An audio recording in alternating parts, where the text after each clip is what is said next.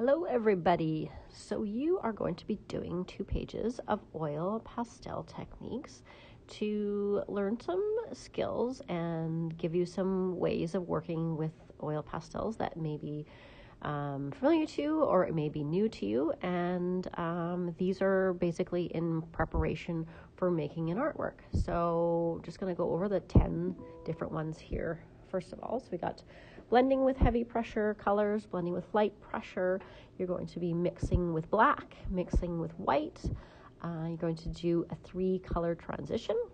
And then we have a stippling technique. We have what's called sgraffito. And next one is called scrumbling, which is like a circular motion. We'll be going over all this in detail. This is just a quick overview first. Then we have a hatching technique, and then you're going to be mixing the pastels with a type of oil. And so those are the 10 techniques, and these will help you to build some skills to understand some ways of working with watercolor when you're creating an artwork. So I'm going to start off with, you're going to do the first page that has the 5 boxes. So you're going to use a ruler. I'm using the pen that's in the art kit. If you want to use that pen, you can. If you want to use something else, that's fine. You're just basically making 5 boxes. You're going to do 4 of the smaller ones for this first page, and then the larger rectangle on the end there will be for that 3-color transition. It will be a little bit bigger. Okay, so then I'm just writing at the top what they are. So I'm writing there, blending with heavy pressure, blending with light pressure, color transition, mixing with black and mixing with white. Okay, so first one there, I'm just applying heavy pressure, directly how that technique sounds. You're pressing hard with a pastel, and you're going to mix 2 colors for this one. So you're going to go back and forth mixing those colors, making sure that you want to be choosing 2 colors that are beside each other on the color wheel. Remember that from our pencil crayon color wheel that we made. And so you don't have to choose the same colors that I have. You can choose whatever 2 colors you want that are next to each other on the color wheel. You just want to make sure that they're next to each other so that they're going to blend nicely. And then you're going to press heavily for this first technique. Okay? And you just want to go back and forth. So you'll use the blue, use the green, and then go back and forth. Or let's say you're doing yellow and orange, you'll go back and forth from the yellow to the orange and making sure you have a nice blend. Blending with light pressure is the same, except for you're not pressing quite as hard. You're pressing light, and then it just becomes more layers of adding those up. Here, I think I'm blending with the white one first. And so you're just laying down any one color, and then you're mixing that with white, and you're going to have a fade from that color into a lighter version of that color. And then the same thing with black. Use that color, and then you're going to fade it into a darker version of that color. So you use the black on the one end, and then a nice smooth transition to mix the 2. So you're mixing that color with the black and fading them. So it's not a harsh line of black to that color. You want to have sort of a slow change from a darker version of that color. When you do your 3-color transition, you want to also choose 3 colors that are near each other on the color wheel. So I'm using yellow, orange, red here. You can do whatever. You could do red, purple, blue. You could do blue, green, yellow. Totally your choice. You just want to do 3 colors that are in the same range on the color wheel.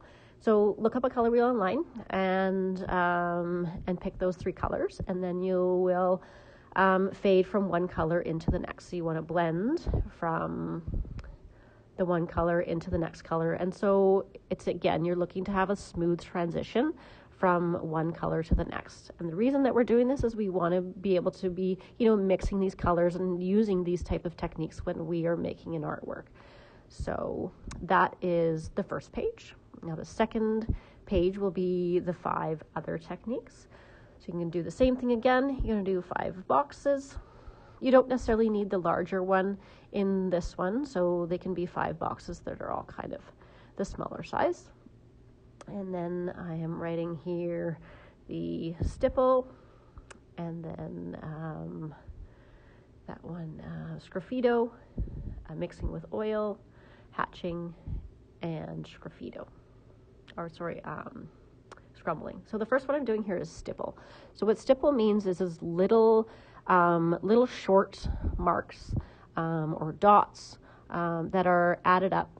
And again, you want to think about the color wheel again and what colors you're going to use and which ones are going to mix. And just so little dots, and you're just going to keep adding them up on the page. And this one technique takes a fair bit of time just because it's all those little dots. I go into sort of I stop my sped up version here for you guys so you can actually see how long it takes to apply this technique. And it's kind of similar to all of the techniques that I'm showing you here, is that it takes time. So my sped up version is to benefit you guys that you don't have to watch me doing it the whole time. But here is just a slow down of exactly how long it takes. Okay, so yeah, I'm just adding up little tiny dots. This kind of a technique gives some really depth to your artwork, and it gives a neat texture. So that would be one of the reasons that you'd want to be using this type of mark making in your artwork. I like the effect of it, and I like the way that it looks in drawings. It's kind of a cool technique for like flower field or things like that, or even just to add texture onto whatever the object is that you happen to be drawing. So that's the first one there. The next one is sgraffito, and what sgraffito is scratching into a surface. So lay down some color first of all, and then you're going to go over top with another color. So I laid down the yellow and the green first, and then I'm going over top here with a black and a little bit of brown, and I'm covering the whole first layer that I did. So then you're going to take either a toothpick or like a paper clip. You don't want to get something that's too sharp that's going to scratch the paper, but you basically want to remove a design, and it will reveal the first layer of color that you did. So what I'm scraping off here, and then you're seeing that green and the yellow that is underneath the black, and it's a really cool technique. So it's basically one layer of pastel and another layer over top, and then you're scraping out the pastel to reveal the first layer of pastel. I'm doing little short lines there as well, which is kind of looks like a fur, so it's a neat way to do like a fur in a drawing or things like that. This one here is scrumbling, which means a circular motion. So you're adding up the pastel in just a light circular motion. Again, choosing colors that are next to each other on the color wheel so you know that they're going to blend and mix well.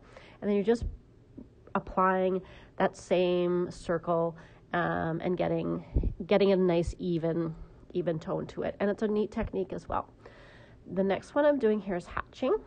Choosing from the color wheel again, I chose greens and yellows, and basically hatching are just lines in one direction. We did hatching in our pencil techniques and pen techniques with our first project. So it's the same idea, that lines that are added up next to each other.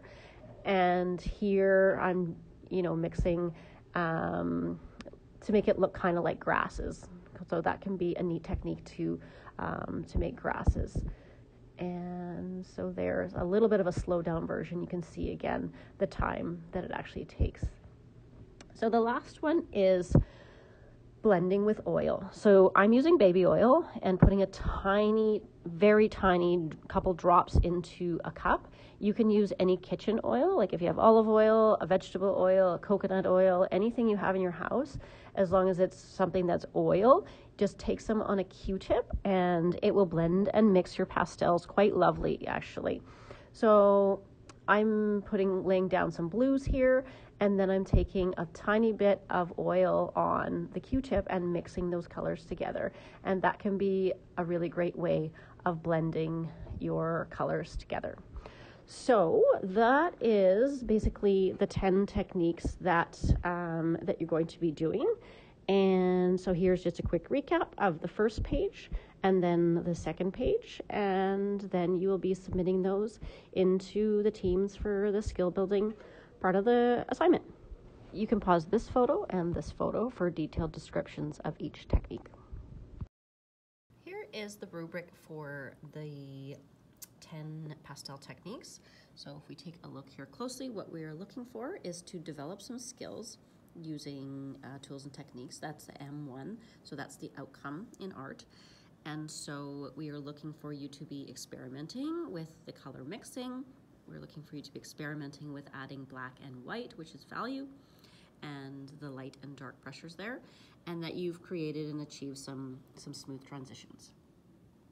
The other thing we're looking for in the rubric is that you are experimenting with the different textures. So you've tried out the sgraffito, you've tried out the scrumbling, you've tried out stippling, blending with oil and hatching, and you are trying out and learning the different ways to achieve different textures, and then you have achieved different textures on your practice page.